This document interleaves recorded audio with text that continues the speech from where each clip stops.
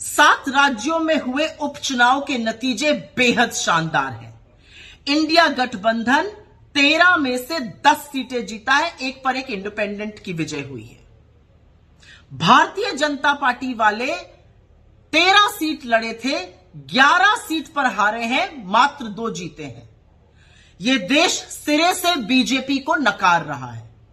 यह देश नरेंद्र मोदी को 1 महीने के अंदर ही एक और बड़ा संदेश दे रहा है और फिर से कह रहा है कि हमें नफरत की, हिंसा की, वैमनस्य की, उल जलूल की बातों की राजनीति नहीं चाहिए। हमें अमन चाहिए, हमें शांति चाहिए, हमें चैन चाहिए, हमें मोहब्बत चाहिए, हमें प्रगति चाहिए। यह देश कह रहा है कि नीट पर चर्चा चाहिए। यह देश कह रहा है कि मणिपुर के घाव पर मरहम चाहिए। यह देश कह रहा है बेरोजगारी और महंगाई से निजात चाहिए। एक संदेश प्रभु ने भी दिया है। पहले अयोध्या हारी बीजेपी और अब बद्रीनाथ धाम हार गई। यही नहीं, बीजेपी अयोध्या, ये सब राम जी से संबंधित जगह हैं।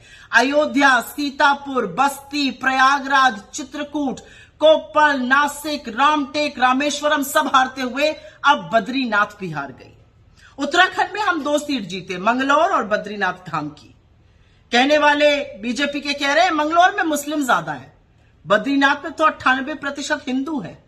क्या कहिएगा, वहां क्यों हार गए? और मंगलौर में जो प्रशासन के साथ मिलकर गंद करी थी चुनाव के दौरान, जो रक्त रंजन किया था, जो मुस्लिम मतदाताओं को जबरन वोट ना देने दिया था, उसका परिणाम सामने है। बीजेपी सिरे से हार गई है। हिमाचल प्रदेश में भी लोगों की हिमाचलियत को ललकार दिया था, जनादेश का असम्मान किया था, सरकार को गिराने का कुत्सित प्रयास किया था। जिन 3 सीटों पर निर्दलियों का इस्तीफा दिलाकर चुनाव कराया गया, उनमें से 2 कांग्रेस ने जीत ली। तो हिमाचल ने भी खड़े होकर कहा कि हमारे जनादेश, हमारे मताधिकार के साथ असम्मान मत कीजिए, हमारी हिमाचलियत को मत ललकारिए। यह देश जाग चुका है। इस देश का हिंदू, इस देश का मुसलमान, इस देश के युवा, महिला, किसान, मजदूर सब जाग चुके हैं और वो एक स्वर में कह रहे हैं कि देश में राजनीति हमारे मुद्दों पर, हमारी चीजों पर होनी चाहिए। और वो एक स्वर में नरेंद्र मोदी की नापाक राजनीति को नकार रहे हैं। वो इंडिया गठबंधन के साथ खड़े हैं, मोहब्बत वाले लीडर के साथ खड़े हैं, मुद्दों को उठाने वाले लीडर के साथ खड़े हैं। वो राहुल गांधी के साथ खड़े हैं, वो हमारे घटक दलों के साथ खड़े हैं। वो खड़े होकर निष्पक्ष तौर से ये कह रहे हैं कि ये देश मोहब्बत से, शांति से और न्याय से चलेगा, अन्यथा हम सबक जरूर सिखाएंगे।